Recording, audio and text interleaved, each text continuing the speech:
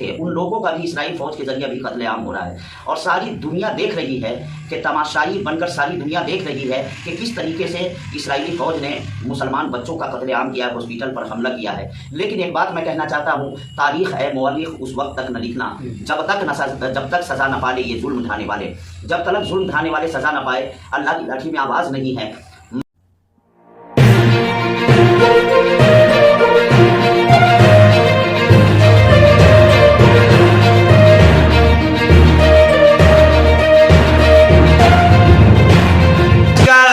दबंग Bihar star TV, सही खबर सबके लिए। दोस्तों, अभी पूरे दुनिया के अंदर एक ही विषय और एक ही बात पे चर्चा हो रही है, हमास और फिलिस्तीन को लेकर के। हमास कह रहा है हम मजबूत हैं, तो इजराइल कह रही है कि हम ऐसे ऐसे परमाणु बम दागेंगे जो हमास के गाजा को निस्तो नाबूद और तहस नहस कर देंगे। लेकिन वहीं पर देखते हैं कई मुस्लिम समुदाय के रहनुमा जो बताए जाते हैं, जैसे मौलाना तौकीर रजा अपनी प्रतिक्रिया में कहते हैं कि मुसलमानों के खिलाफ कोई बमबारी या कोई भी गलत आवाज़ को बर्दाश्त नहीं करेंगे। हम सारे मुसलमान देशों को इकट्ठा करके इजराइल पर हमला करेंगे। असदुद्दीन अवैसी साहब भी जो बैरिस्टर है वो भी यही बात कहते हैं। ऐसे ही हम एक हजरत अल्लामा मौलाना अलाउद्दीन रज़वी के पास मौजूद है, ये भी हमास और इजराइल के बारे में अपनी प्रतिक्रिया रखेंगे, जो मुस्लिमों को एकजुट इकट्ठा करने में लगे रहते हैं। कोई भी अगर मुस्लिम समुदाय के खिलाफ या उनके दुर्व्यवहार अगर होता है, ये तुरंत आवाज़ उठाते हैं, पीछे नहीं हटते हैं। तो आइए हम हजरत से ही जानकारी लेते हैं कि हजरत वहाँ जो मुस्लिम समाज के साथ ऐसी बर्बरता जो हो रही है, ज्यादती हो रही है, बमबारी हो रही है, उसके बारे में क्या आप कहेंगे? ये क्यों ऐसा हो रहा है? बिस्मिल्लाहिर्रहमानिर्रहीम। सबसे पहले मैं दबंग बिहार स्टार टीवी का शुक्रिया अदा करता हूँ, इसके ज़रिए एक हसास मसले के ऊपर बातचीत करने का मौका दिया। जहाँ तक फ़िलिस्तीन और इसराइल का मसला है, 75 सालों से ये लड़ाई चल रही है और मुसलमान कौम जो है फ़िलिस्तीन की, वो अपने आज़ादी की लड़ाई लड़ रहे हैं। आज़ादी की लड़ाई लड़ने के बीच लाखों बेगुनाह लोगों का इसराइल के हाथों कत्लेआम हो चुका है। न जाने कितनी औरतें बेवा हो चुकी हैं, न जाने कितने बच्चे यतीम हो चुके हैं। जो यतीम शुदा बच्चे थे उन लोगों का भी इसराइल फ़ौज के ज़रिए भी कत्लेआम हो रहा है और सारी दुनिया देख रही है कि तमाशाई बनकर सारी दुनिया देख रही है कि किस तरीके से इसराइली फ़ौज ने मुसलमान बच्चों का कत्लेआम किया, हॉस्पिटल पर हमला किया है। लेकिन एक बात मैं कहना चाहता हूँ, तारीख है मौलिक उस वक्त तक न लिखना जब तक सज़ा न पाले ये जुल्म ढाने वाले, जब तक जुल्म ढाने वाले सज़ा न पाए अल्लाह की लाठी में आवाज़ नहीं है।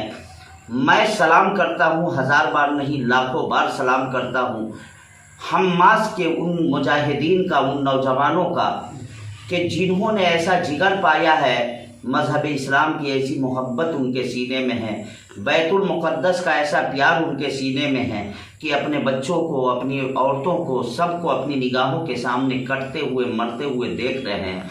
लेकिन फिर भी उसके बावजूद भी इन लोगों के पाए इस्तिकामत में ज़र्रा बराबर भी लग़ज़िश पैदा नहीं हो रही है। तो इस युद्ध में रुकावट कैसे आएगी, लगाम कैसे लगेगी हजरत? देखिए, हमास ने जिस वक्त इस हमले को छेड़ा था उसी वक्त उन्होंने अपना स्टेटमेंट दिया था, जिम्मेदारी कबूल करते हुए कि अब बहुत हो गया। यानी 75 सालों से जो जुल्म बर्बरियत का पहाड़ तोड़ा जा रहा है, ये पानी सर के ऊपर से अब बह रहा है, अब बर्दाश्त नहीं करेंगे। ऐसी बात नहीं कि हमास इसराइल के ताकत से नावाकिफ थे, नहीं, अच्छी तरीके से जानते थे। लेकिन जब बिल्ली आजिज़ आ जाती है तो वो शेर के मुंह को नोच लेती है। ये कहावत जो है ये बिल्कुल सही साबित आ रहा है, चूँकि हमास जान रहे थे कि वैसे भी हम बच नहीं पा रहे हैं। अभी पिछले रमज़ान शरीफ को देखिए, सारे फ़िलिस्तीनी मस्जिद अक़सा में नमाज अदा कर रहे थे। तरावी के ही दौरान इसराइल फौजियों ने उनके ऊपर हमला कर दिया, कई बेगुनाह नमाजियों को शहीद कर दिया और दौड़ा दौड़ा करके जानवर की तरह फिलिस्तीनियों को मारा पीटा इस्राइल फौज की तरह, और इस तरह की हरकत हमेशा होती रहती है। इसलिए हमास ने ये फैसला पूर्ण जंग समझकर छेड़ा है। हम मिल जाएंगे, लेकिन इस्राइल वाले जो बच्चे को हजरत कत्लेआम कर रहे हैं, उसको जो है ना किसी भी तरीके से गर्क करने का काम कर रहे हैं, तो बच्चे से क्या दुश्मनी? बच्चे से दुश्मनी, चूंकि ये जालिम कौम है ना, ये यहूदी जो है इतनी जालिम कौम है। जब हिटलर ने यहूदियों का कत्लेआम शुरू किया था तो 10% यहूदियों को उसने छोड़ दिया। लोगों ने हिटलर से पूछा कि आपने तो सफ़े हस्ती से मिटाने की कसम खाया था कि यहूदियों का रुए ज़मीन से मुकम्मल खात्मा कर दूंगा, तो आप 10% को क्यों छोड़ रहे हैं?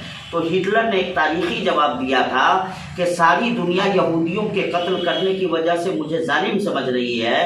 10% यहूदियों को मैं इसलिए छोड़ रहा हूँ कि आने वाले वक्त में आने वाली नस्ल को पता चल जाएगा कि यहूदियों का कत्ल हिटलर ने क्यों किया।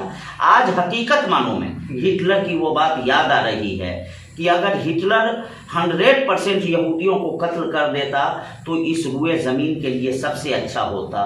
ये जहाँ भी गए वहाँ इन लोगों ने फसाद मचाया, और देख रहे छोटे छोटे यतीम मासूम बच्चों को कत्ल कर रहे, लेकिन जर्रा बराबर इन यहूदियों को तरस नहीं आ रहा। आप अपना क्या मैसेज देना चाहेंगे जिसकी वजह से ये जो बमबारी हो रही है, गोलीबारी हो रही है, इस पे लगाम और ये थमे?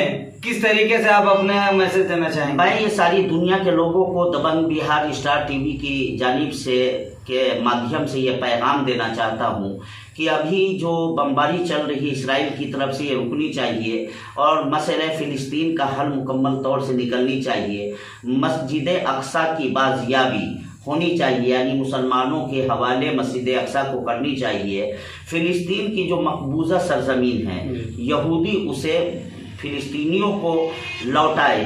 अगर यहूदी ऐसा नहीं करते हैं तो पूरी उम्मत मुस्लिमा के ऊपर ये फ़र्ज़ है कि सब मिल करके इसराइल का मुकाबला करे, यहूदियों के ऊपर हमला करे, और जो काम हिटलर ने अधूरा छोड़ा था वो पूरी दुनिया का मुसलमान मिल करके उसे पूरा करे। तो आप देख रहे थे किस तरीके से बेबाकी के साथ हजरत अल्लामा मौलाना अलाउद्दीन रिजवी साहब ने अपनी बात रखी और कहा इन्होंने कि ऐ लोगों, अगर तुम ज्यादती करोगे तो हम बर्दाश्त जब तक करेंगे, जितनी हमारे अंदर क्षमता रहेगी बर्दाश्त से बाहर होगा तो तुम सबको एक होना होगा और एक हो करके उस लड़ाई के अंदर हमारा साथ देना होगा, जिसकी वजह से हमारी जीत तय होगी, ताकि इस्लाम की बुलंदी ऊंची होगी।